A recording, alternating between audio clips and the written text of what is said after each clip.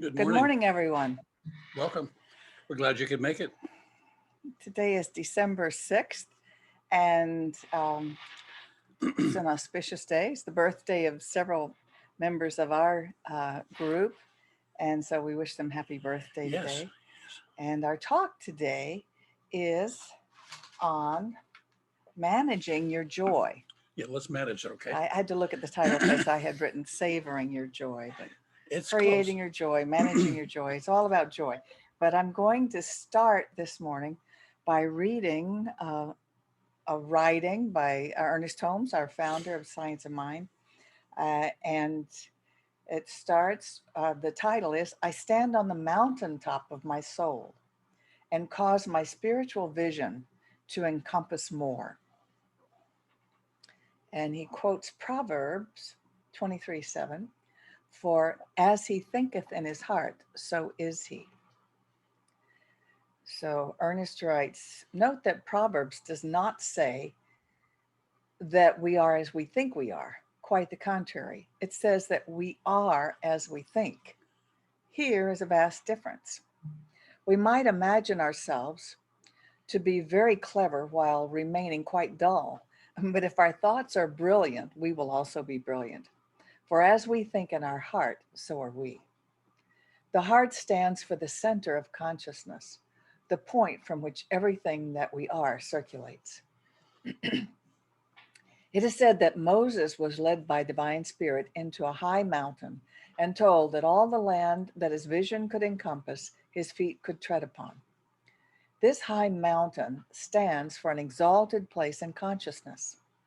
As consciousness extends its vision, it extends the possibility of its objective experience.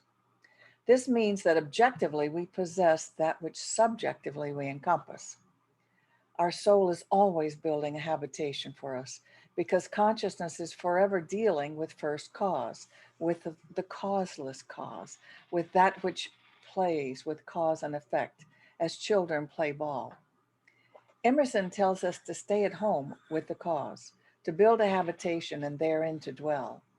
It is wonderful to realize that our true home is not made with hands, but is eternal in the heavens. So, as an affirmative prayer, he says, and please join me in your own consciousness as I say I, the I is for you.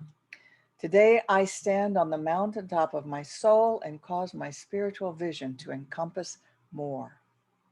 I will push out the horizons of my previous experiences in order to that I may have more room. My soul will look out and see that all is well. I am filled with peace, with joy, and contentment. And so it is. So it is. When I thought of the title in the beginning, it was fairly small idea, and the idea was to manage joy like we manage other things in our lives. And what I was thinking behind that was that so often joy is something that seems to occur unattended, and we then enjoy it for the moment and it disappears. We don't manage it like it's something that we could savor, something we could cultivate, something we could give our attention to and our intention to. And as a result of that, very often what gets our attention and intention is the labor of life, the work of life, the struggle for life, the struggle to do whatever we're doing. And joy is that intermittent break we get, or that that moment of pleasure that we experience that we wish would happen more often. So my thinking was, what if we were to cultivate a consciousness or a mindset that said, I need to create a space for it. I need to, when I experience it, delve into it and allow myself to truly experience it. Right. And allow myself more of it. More. How much can we take? I think I think all of us in because we are a product of our culture, and our culture, although some would view it as very hedonistic, meaning it's all about our pleasure, we really have a lot that we inherited from our early beginnings of with the pilgrims that came over. That with that early Christian doctrine of Work hard now work and you'll go to hard, heaven later. work hard, and joy would even be something that you would be suspicious of. So, Well, you know, it was relegated. idle hands are the work of the devil and It things was like the relegated. devil's It playground. was relegated to the next life. You never know what those hands will Right. do if you're not making them work. So, Keep them positively busy. Right. yes. And this was always very noticeable to me when I lived in South America or in Europe. They were really free of a lot of the, what's the word I'm looking for, Bob? Um, I can't think of the name of what we call that early Christian doctrine in our country, but it was really Very rigid. all that was valued really was hard work. And so as Americans, and also I think in this country, because we do have the opportunity, much more so than most countries, to start our own business, to have our, you know, work for the dream, the American dream of becoming financially successful, to rising above the status of financial status of the family we were raised in. And so because we have that opportunity, hard work is really valued, and I think hard work is fine if you love what you're doing. I'm not making it wrong. I've certainly done it all my life, but it can it can replace the idea that you're really here to experience life, to enjoy life along the way. And I think at our age, it gets easier to say, okay, let's relax and enjoy life a little bit more. But I think it would behoove all of us to make joy a more important goal than just checking things off our to-do list, other than just the action list. When I was working at the hospital, I was working next to somebody who used to spend a lot of her time looking at her watch. And I have an iWatch too, so I can understand why you would want to look at it. It's expensive and it does more than tell time. But I said, why do you keep checking your watch? And she said, I'm waiting to see when it's time for my break. I'm waiting to see when it's time for lunch. And I'm waiting to see when it's time to go home. And I thought, wow, how much of our lives are spent waiting for the good time or waiting for the time that we can invest in rather than could we create a space for joy in whatever it is we're doing? Could we do it differently? Could we slow down how we're doing what we're doing so that we can engage or connect to it? Could we put our full attention, you know, the Buddhist notion of when you're washing the dishes, wash the dishes. And I remember that a long time ago when I first heard that, I thought that's ridiculous. When you're washing the dishes, wash the dishes. Hmm. And then as I was washing the dishes, I gave my full attention to the temperature of the water, the feel of it, the feel of the dishes, the different textures. And, you know, it took me a lot longer to do the dishes, but I was doing a whole different set of dishes than I had been ever done before. And so many of the tasks that we have, we could inject ourselves more fully or allow ourselves to engage more fully. And we then could have it be a sacred practice that brings us joy. And so one of the things I'm getting to is that in order to be able to have a sacred space for meditation, a sacred space for us to be able to awaken our spiritual nature, we would do well to practice and create a space that gets us ready for it, that opens us up to it. It shouldn't be, or it would be better if it weren't a quantum leap from doing the dishes to meditation. But if doing the dishes was a kind of meditation and then closing your eyes and sitting quietly was another kind of meditation. And what we're suggesting is that actually all of life can be a kind of meditation, even when you're running and jogging or when you're busy and active and fully engaged, you can engage more of you.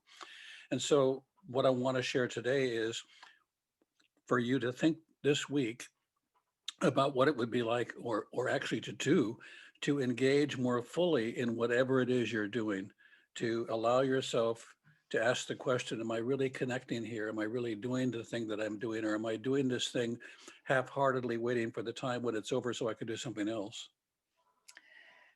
I think, and what we're going to get to is that the ultimate happiness comes from a worldview, a knowing that you are a spiritual being and that there is purpose to your life just in being here and experiencing yourself at this time on the planet. I know that when I went from in my 20s from being agnostic to, oh, I'm a spiritual being, I have rejected the church I had grown up with and became agnostic. But then when I found spirituality instead of religion, it really brought great joy into my life. It's like, oh, there is purpose, meaning. There is something ultimately perfect and good about living this life. And I'll get back to that, but I want to go back to where we were, which is about feeling joy even while doing the mundane, because joy is interesting. We grow up thinking that we have it only when we're doing something we like we're really enjoying this this performance, this play, this concert. We go to concerts, we go to musical events to experience joy, we go to movies to experience joy. Now we're experiencing them in our home, and that's all fine and good. Or if we're with friends, we can be having fun. But when we're not doing something we love and want to do, we that's work, or that's not joy. And I'm saying it's actually the opposite. That, I mean, it's not totally the opposite, but you can also experience joy just by following your thinking and choosing to feel joy in this moment. In other words, you could be thinking about problems, you could be thinking about problems within your family, and we have a tendency to think, I need to be thinking about that to come up with solutions and solve things. But actually, it kind of gets us into just a rut and a dump of feeling bad and sometimes helpless and hopeless. You're not going to feel joy when you're feeling helpless and hopeless. And so when you find yourself feeling that way, check back with your thinking and say the truth. By I mean that with a capital T, the spiritual truth of the situation. If someone is sick, see them and say them well. If Mhm. someone is having financial problems, see it and say it as abundance.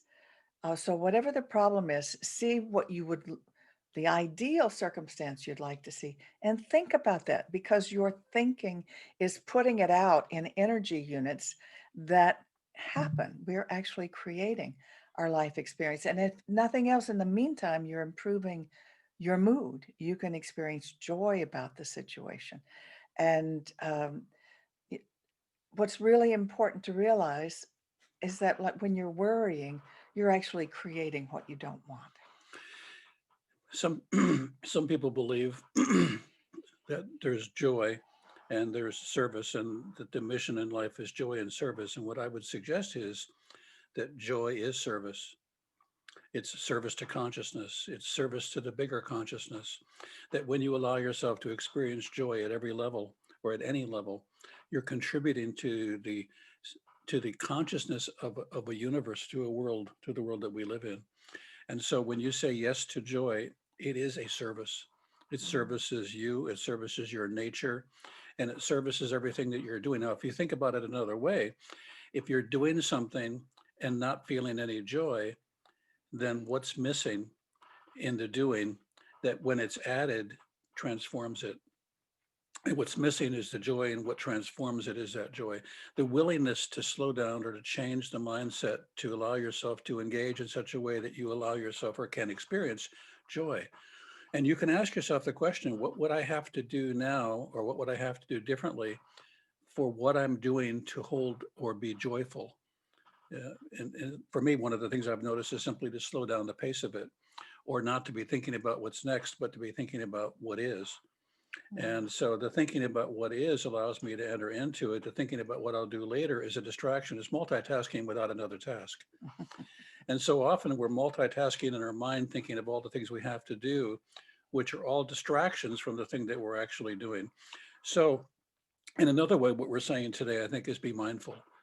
Be Mhm. mindful is to to direct the mind in such a focused way that there's nothing else you can experience. An example of that for me, I stood out on our balcony yesterday, and I was looking at the landscape, and I saw a mockingbird sitting above on top of a bush.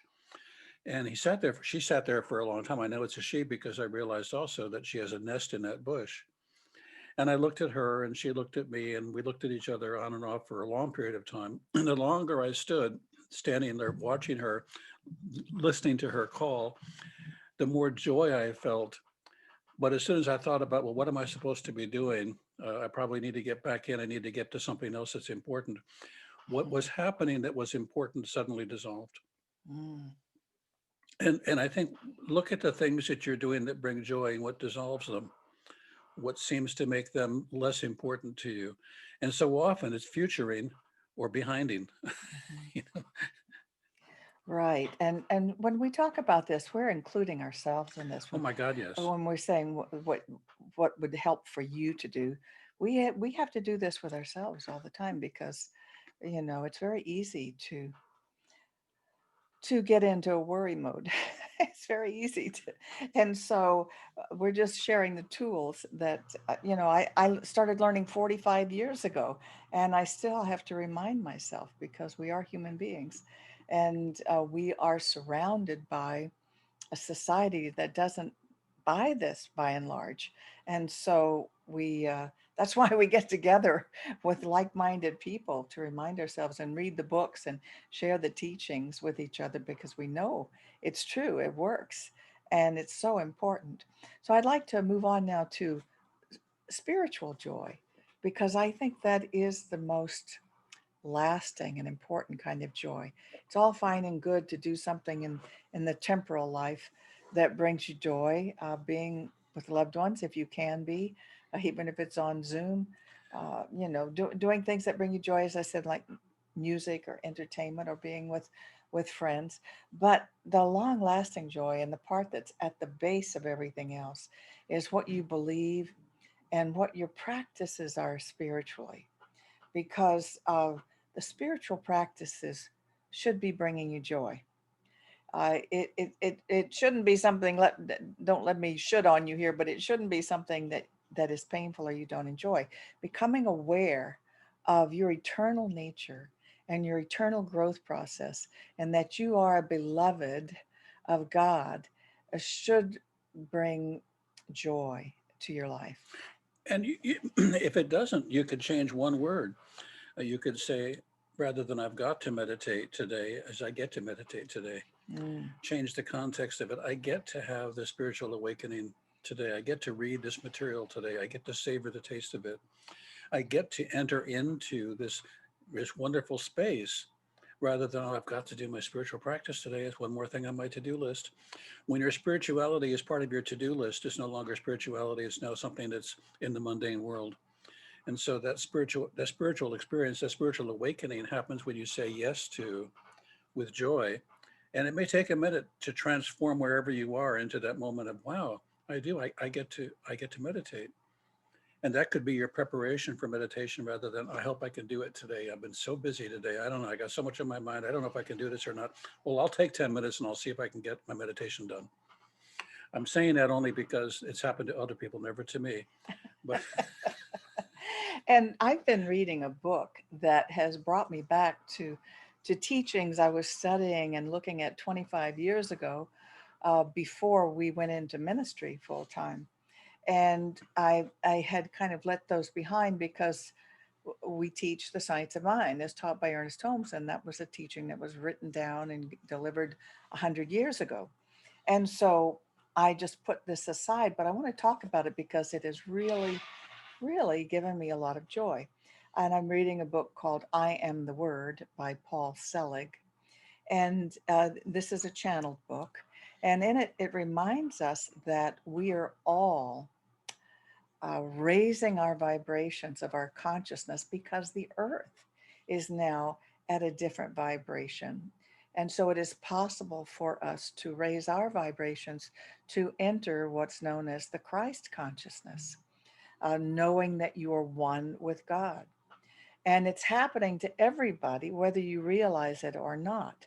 But you can't, because as I say, it's happening to the earth. So all human beings, regardless of what it looks like, are actually changing their vibrations. But as you embrace that and affirm it and acknowledge it, um, you can speed that up. And it's brought me great joy to say the affirmations in the book.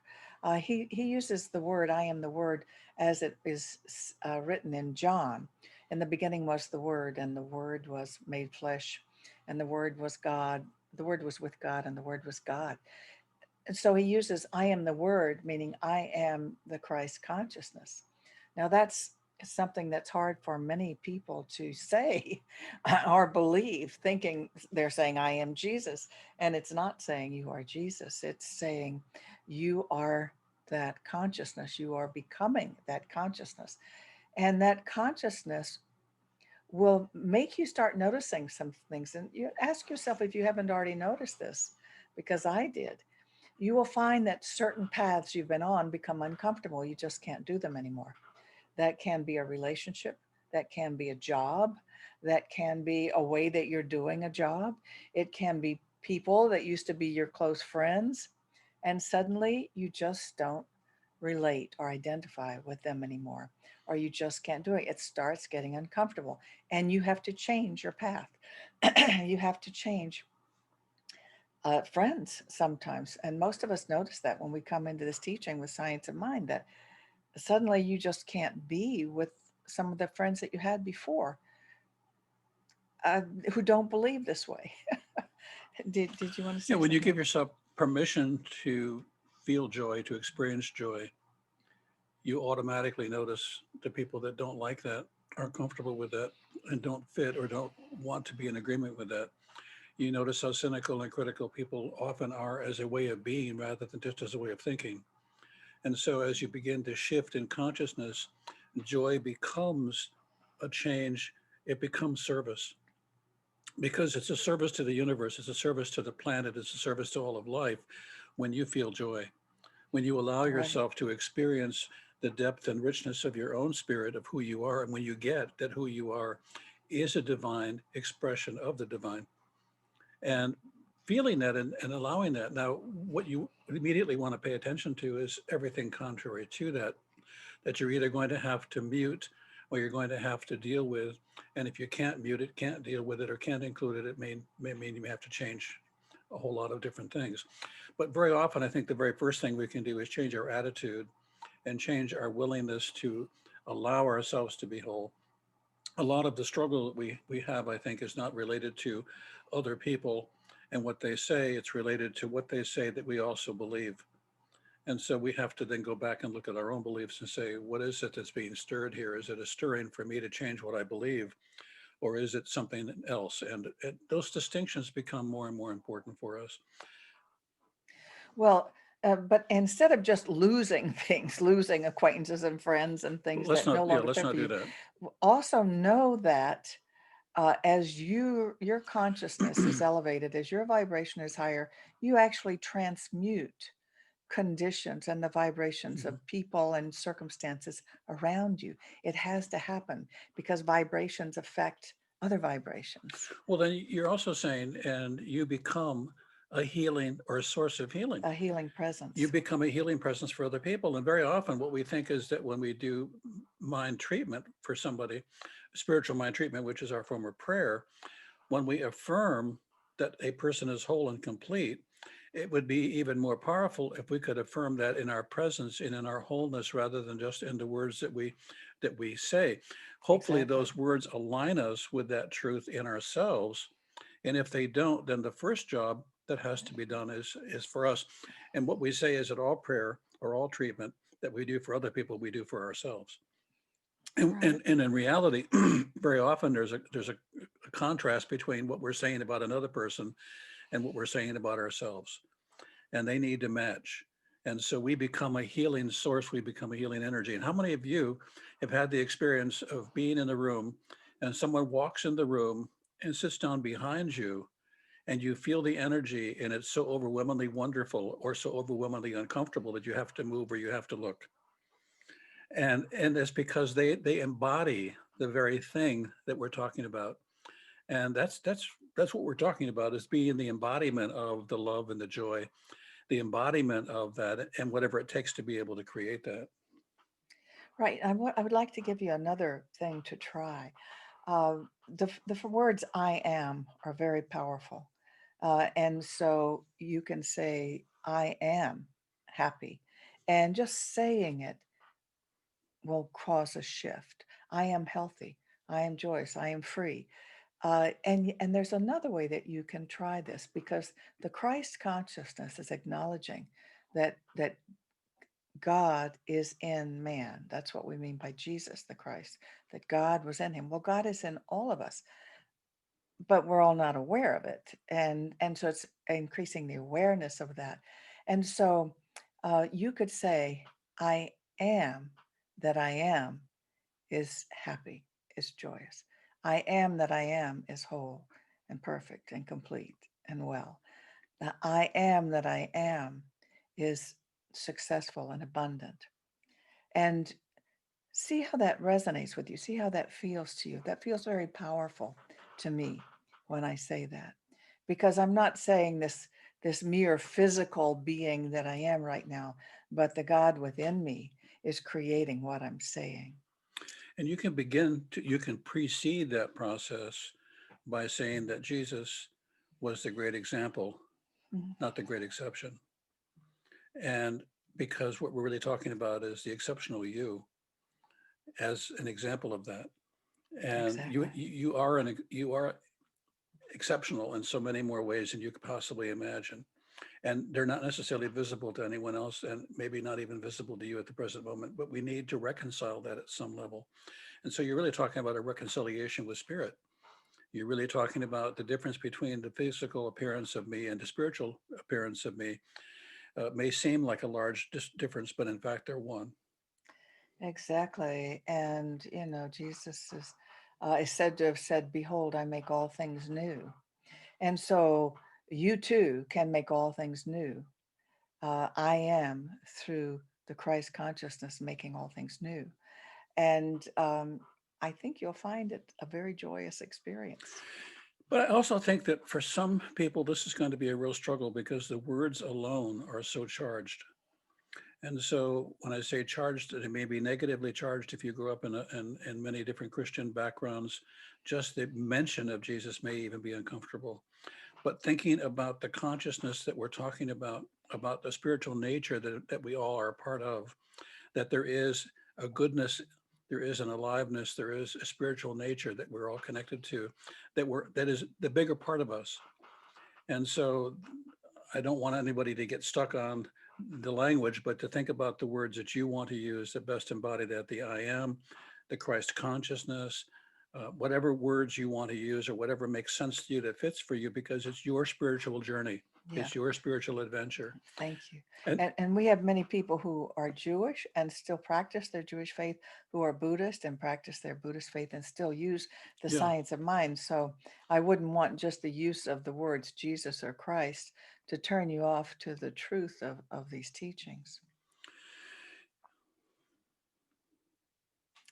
And oh my so God. it's time to close Well, with a not prayer. quite, not quite. No? Uh, Okay. what I want to say also is that we are a not-for-profit center, and we are a church. We are doing our very best to, in this difficult time, to keep things running in our space. And so your contributions to our center are really, really important and really do help. And I want to show us our, there we go. That's where you would go to make a loving donation. It's amazing how things disappear on the screen, to us, to support us and to support the work that we're doing. But also I want to add to that, for those of you that maybe are tuning in for the very first time, we're available online. We're available by phone. You can contact us. We'll be glad to do prayer treatment for you. We'll be glad to talk with you, just to help you in your journey. This is not just a Sunday 30-minute broadcast. We're making an investment, as are you, in a spiritual adventure of a lifetime. And we want you to know that. Thank you for reminding them of that. And also that website that he just gave you, which stands for Center for Spiritual Living, palmbeaches.org, has our phone number and has a physical address. Some people like to mail in checks. So it may be at the bottom of the first page, but that information is there. And we appreciate all forms of support and donation. And also on that website are videos of lots of other talks that are available for you to listen to, and see classes that are happening. So So I think we'll end with a treatment. we're going to end with a treatment. Yes. Right. Want me to start? Sure, Okay. You want to participate? sure. Okay. So we know right here, right now, that there's one power, one source of all life that we call by many names. We call it God, we call it infinite intelligence and universal love, the presence, and it is always there, and it also resides within each one of us. We know it breathes and has its presence fully in every cell of our body, in every atom of our body. We know that in every atom of our body, that good, that joy, that love, that light shines bright, shines brilliantly, and is forever expressing itself and desires to express itself and will continue to do so. So we claim this day our spiritual good, knowing that everything that happens to us happens for us, and it is all for our highest good. We choose to experience joy along the journey, and we know that as we choose it, we experience it. We give great thanks for this understanding, for this knowing, for this practice. And together we say, And so it and is. so it is.